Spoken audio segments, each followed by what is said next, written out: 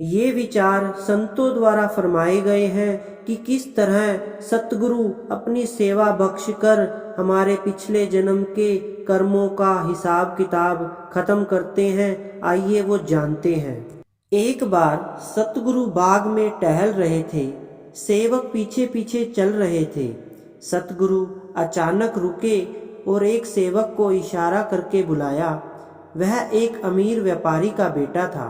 सतगुरु इशारा करके बोले, बेटा, यहाँ काफी काई जम गई है, इसे साफ कर देना। सेवक ने उस समय तो ठीक है जी कह दिया, पर बाद में अपने गुरु भाइयों से कहने लगा कि मैंने कभी सड़क साफ करने का काम नहीं किया, ये सेवा मुझसे तो नहीं होगी।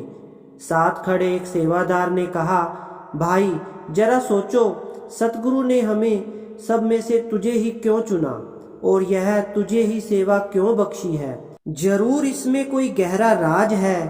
तू ध्यान में बैठकर सतगुरु से ही पूछ ले। वह सेवक थोड़ी दूर जाकर एकांत में भजन में बैठ गया। कुछ देर बाद उसने देखा कि वो एक 70 बरस का बूढ़ा आदमी है। वो सेवा कर रहा है, उसके हाथों में झाड़ू है और वो सड़क की सफाई कर रहा है। सामने सतगुरु खड़े हैं। पास में बहुत सारे पर्चों का ढेर लगा हुआ है और सतगुरु एक एक करके पर्चे फाड़ते जा रहे हैं। सेवक की आंखों से झरझर आंसू बहने लगे।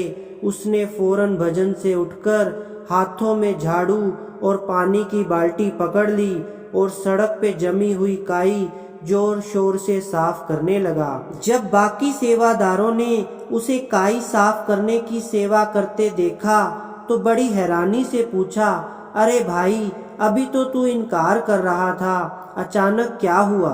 उस सेवादार ने रोते हुए बतलाया, मैंने भजन करते हुए अंतर में अपना अगला जन्म देखा। 70 साल की उम्र है और मेरे हाथों में झाड़ू है।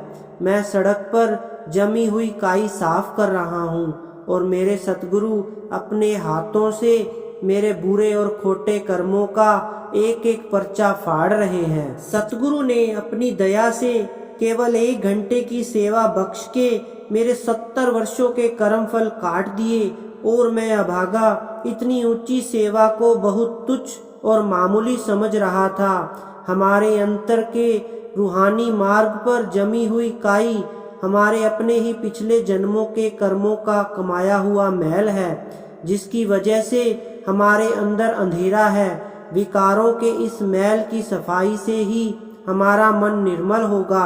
अभी तो हम जब भी प्रयास करते हैं बार बार फिसल कर नीचे गिर जाते हैं। गुरुदर की कोई भी सेवा बड़ी या छोटी नहीं होती। छोटी और होछी हमारी अपनी सोच होती है। जब जब सेवा का हुक्म आए तो इसे अपने सतगुरु की दया मेहर समझना। जरूर सतगुरु ने हमारे कर्मों की मैल साफ करनी होगी।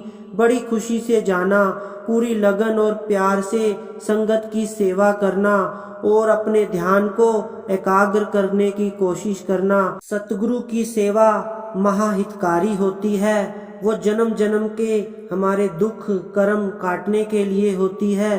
तो हमें उस सतगुरु की सेवा करते हुए अपने ध्यान को एकाग्र करना है और भजन सिमरन पर ध्यान लगाना है।